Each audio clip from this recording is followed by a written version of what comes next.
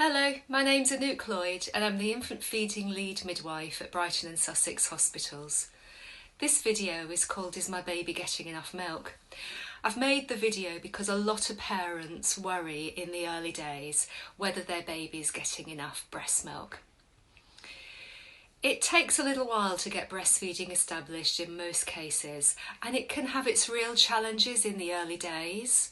We're here to help. So from the moment you've had your baby all the way through, I know our visits are much reduced now, but we can come and see you if you really need to be seen, and we also have some fantastic video support that I'm going to talk about later on. As I said, it takes a few weeks to get feeding established, so I would recommend having as much skin-to-skin time with your baby as possible in the early days. Skin-to-skin helps the mother-baby or parent-baby relationship in so many ways, regulating your baby's heart rate and breathing and temperature, and also encouraging all your oxytocin levels, so that's the love hormone, which you produce in skin-to-skin contact. So take your time and have lots of cuddles with your baby. You know, babies can never be spoiled by too many cuddles. Holding your baby for extended periods of time will actually be really beneficial for your baby's brain development and growth, and in lowering your baby's stress hormones and increasing your baby's relaxing hormones like oxytocin. So babies will tell you that they need to feed by showing some early feeding cues, and those early feeding cues will be wiggling the eyes, wiggling the face, wiggling in the cot gently, waving the arms, putting the hand to the mouth, licking the lips, smacking the lips, and eventually after a few minutes, if that isn't noticed, the baby will tend to cry. So we always recommend trying to get to your baby and feed your baby before your baby starts crying. And we talk about responsive feeding, and what responsive breastfeeding is you responding to your baby's cues and your baby's needs, and that can be your baby's need for comfort and closeness and milk. So breastfeeding, chest feeding, it's more than just milk. It helps your baby to relax, it helps your baby to be calm, it helps your baby kind of to understand the world, and it's a really incredible thing. So responding also to your need to feed. So your breasts might be full and you might be thinking, God, I really need to feed my baby. Or you might need to just be popping out of the house shortly and you might think, oh, I'll have a quick feed before I go out because then I'll be free for an hour or so. Or it might be that you just want to sit down and have a cuddle with your baby and feed your baby. You know, you can't actually overfeed a breastfed baby. If a baby doesn't want to feed, they won't, but most babies, if they're, alert a little bit, they'll just go to the breast and have a feed, and that will be giving them so much more than just food. All of the immunity and the other hormones too. So, how often does a baby feed?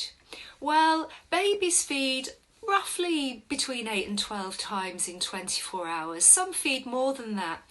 And in fact, it's really common for some babies to do a lot of cluster feeding in the evenings, particularly when they're going through a growth spurt.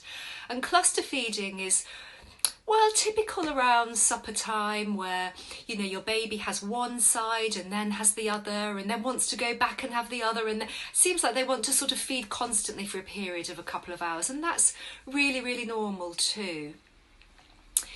In terms of feeding this 8 times in 24 hours or 12 times in 24 hours, it's definitely not watching the clock and it's not 3 hourly. It's responsive, so it's however often your baby wants to feed.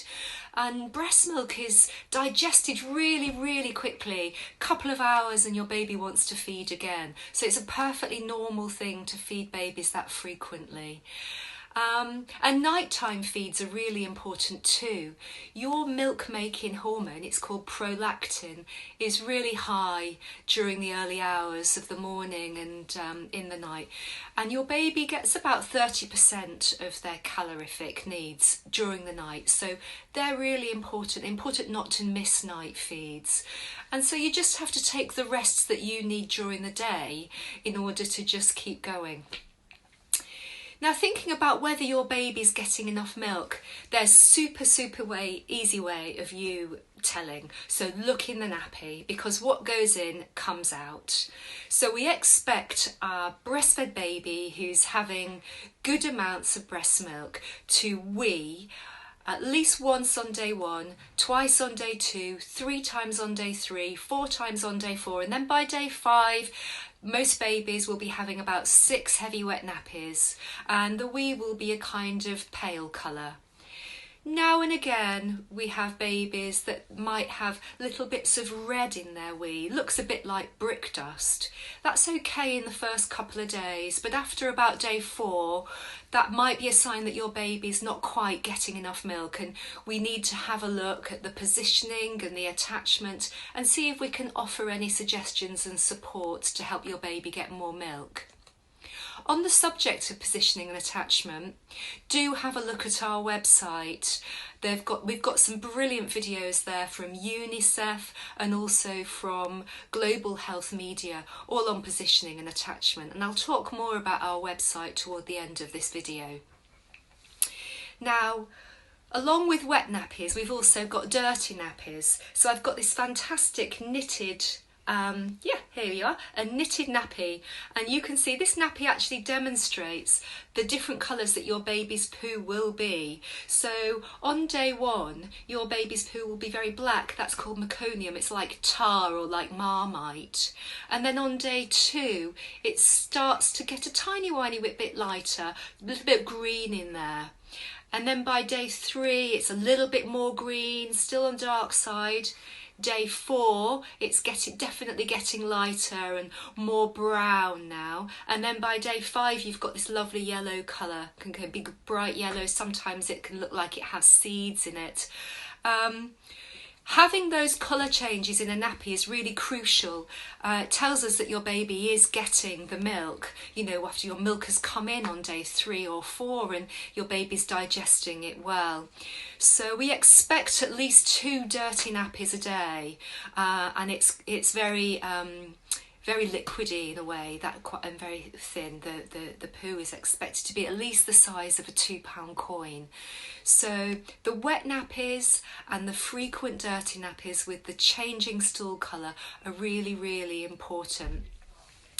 Now, babies do lose weight, you know, we'll weigh your baby after birth, but again your baby will be weighed round about day 5, and it's perfectly normal for your baby to have lost some weight. Somewhere between 5 and 7% is absolutely normal, and most babies will then gradually regain that weight until they're back to birth at about day 10 or by 2 weeks. So let's think about your breasts as well, because breastfeeding should be comfortable, it should not be painful. And so if you're experiencing any pain, that's another reason to contact us and ask us to have a look at how your baby's positioning and attaching to the breast, and see if we can offer any further tips and advice on how to improve that. Your nipples should more or less look the same when your baby detaches from the breast.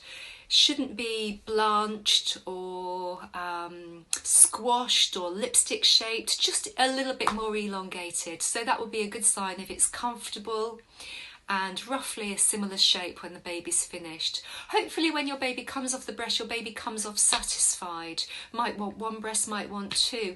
If your baby seems dissatisfied, that would be maybe another reason to give us a call. If your baby sleeps a lot and isn't waking regularly for breastfeeds, that would be another reason to give us a call. Or if the baby clicks when your baby's feeding, again, that would be another reason to call us.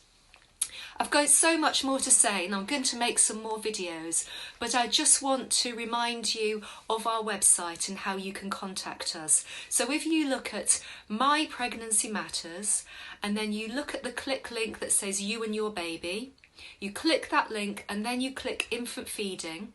And then on the infant feeding link there are lots of video resources. There's a specific link for COVID-19 resources where I've added additional materials and links to more videos. Along there you will also see you can enter our NHS software Attend Anywhere, and this is a video consultation software service that some midwives are running, including myself.